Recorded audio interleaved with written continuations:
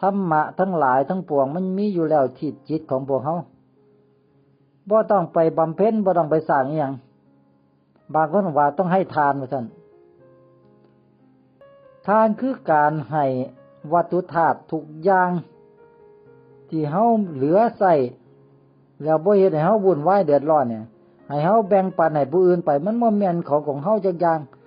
วัตถุธาตุบนโลกใบนี้มันเป็นของที่มีในโลกมันไม่บ่มีผู้ใดเอาไปได้จะเก็บไว้หลายๆไปจะหามาได้หลายไปเพื่อหยังไปแบ่งปันให้ผู้อื่นให้หมด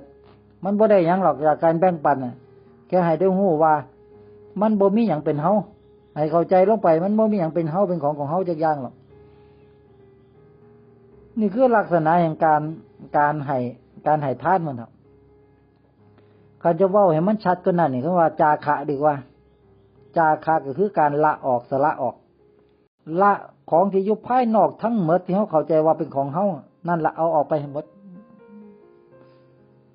บ่ต้องไปยึดว่าเป็นเฮาพอบ่มีหยังเป็นเฮาจักอย่างคันเฮาเข้าใจว่าบ่มีหยังเป็นเฮาจักอย่างจบเลยธรรมะมีแค่นี้